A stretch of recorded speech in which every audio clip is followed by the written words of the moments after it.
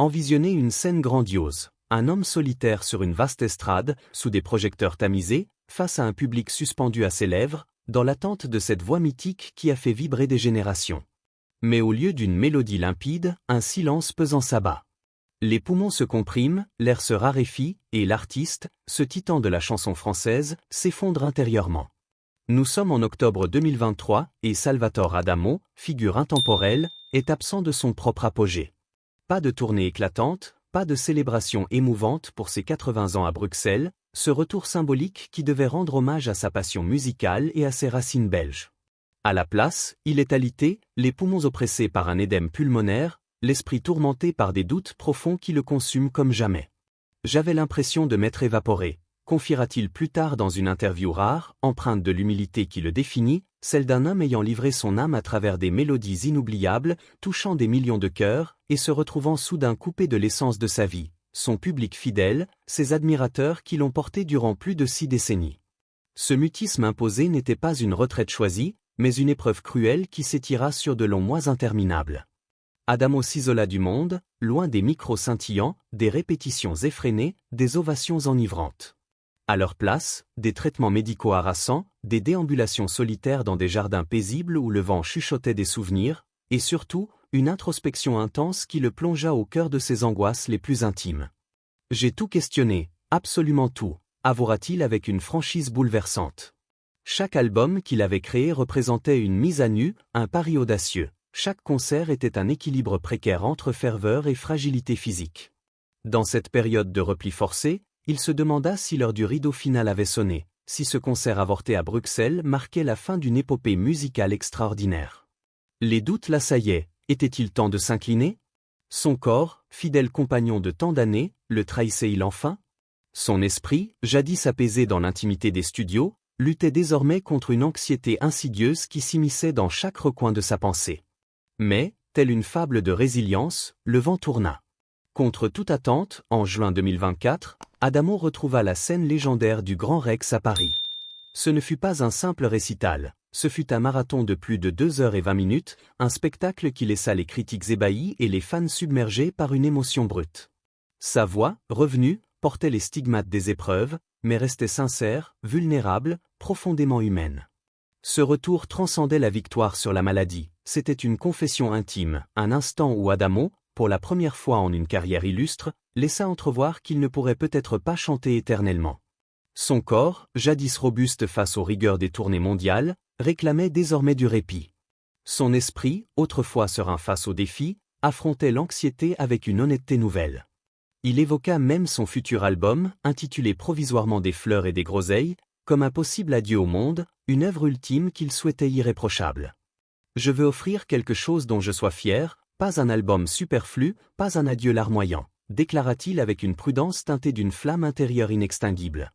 Pourtant, même dans cette retenue, une vitalité saisissante perçait. Son agenda, vidé par la maladie, se remplissait à nouveau de projets audacieux. L'homme qui, naguère, peinait à respirer sur scène collaborait désormais avec Stéphane Eché sur un album ambitieux de 16 à 18 chansons, explorant une mosaïque de styles, insufflant une énergie nouvelle tout en célébrant son passé glorieux. C'était une ode à ses racines, à ses fans, mais peut-être aussi un murmure d'adieu, un clin d'œil poétique à une carrière qui avait tout donné. L'ironie suprême? Adamo n'avait jamais semblé aussi vibrant, aussi débordant de créativité, qu'en évoquant l'idée de s'arrêter. Ce silence oppressant, ce vide abyssal dont il avait émergé transformé, devint le couplet le plus poignant de la symphonie de sa vie. Il n'avait pas fui les épreuves, il les avait transmutées en art, en inspiration, prouvant une fois encore sa résilience légendaire. Passons à une légende qui a enflammé les imaginations, une anecdote presque poétique illustrant le pouvoir ensorcelant de la musique d'Adamo.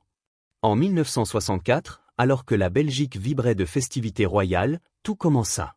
Parmi les invités d'un gala prestigieux figurait la gracieuse princesse Paola Ruffo di Calabria, épouse du futur roi Albert II, une femme au charme magnétique qui captivait tous les regards.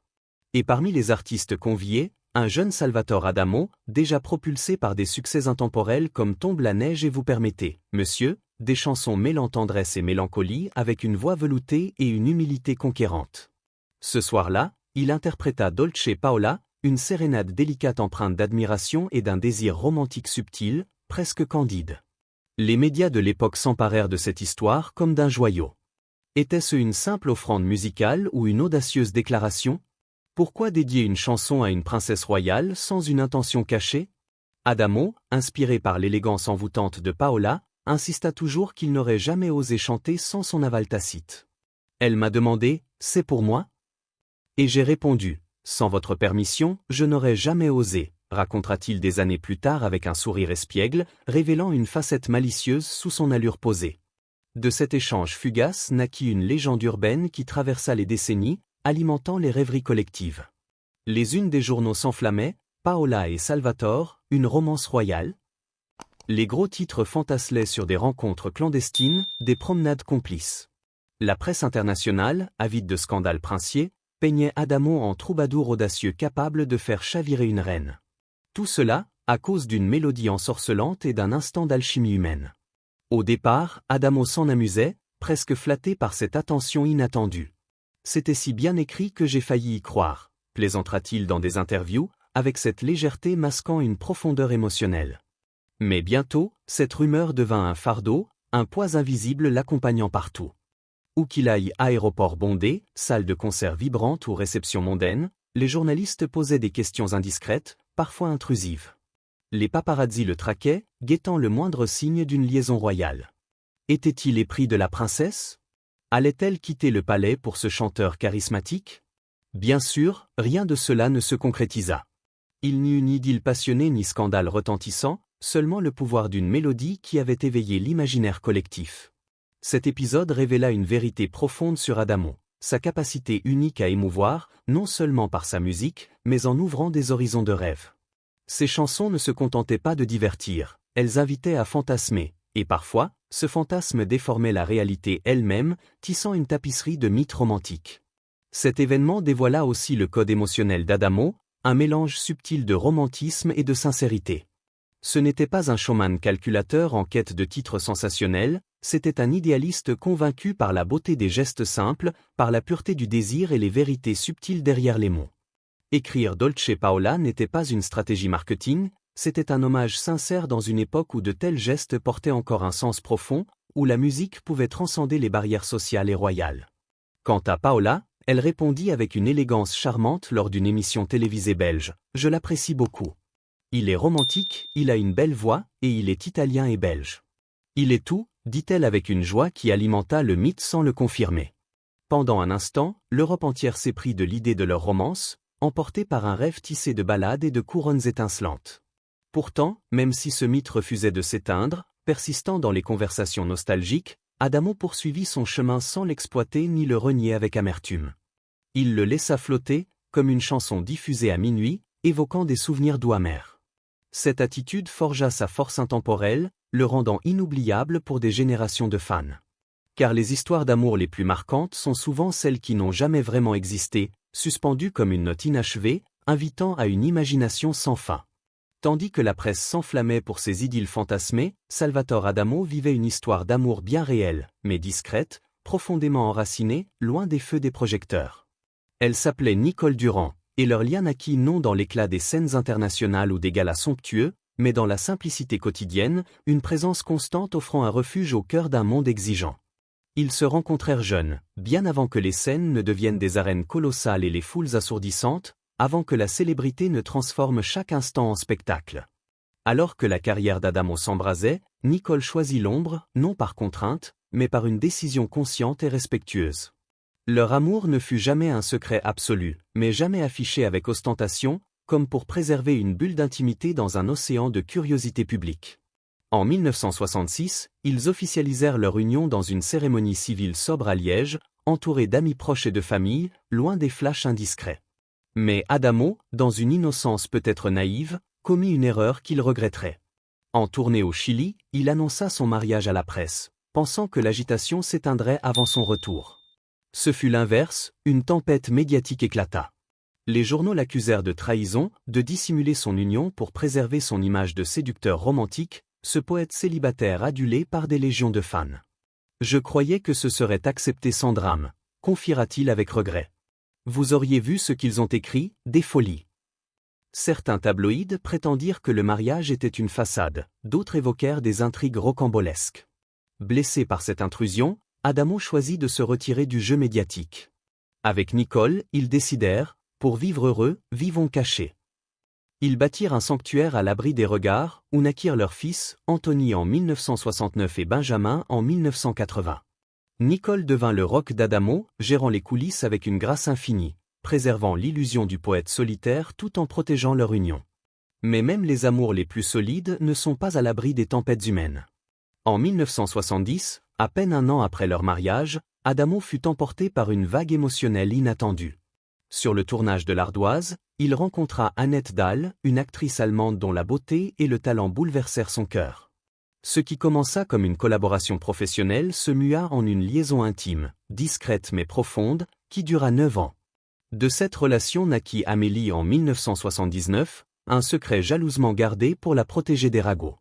Lorsque Nicole découvrit cette liaison et l'existence d'Amélie, la douleur fut immense, un choc qui aurait pu briser leur couple. Pourtant, ce qui suivit éleva la légende d'Adamo au-delà de ses chansons. Au début, elle était dévastée, confia-t-il en 2010 avec une honnêteté poignante. Mais avec le temps, elle a accepté. Nicole aurait pu partir, mais elle choisit de rester, non par faiblesse, mais par un amour profond et une foi en la rédemption. Avec les années, elle accueillit Amélie dans leur famille, un geste d'une générosité rare. En 2004, une nouvelle alerte médicale d'Adamo brisa les dernières barrières.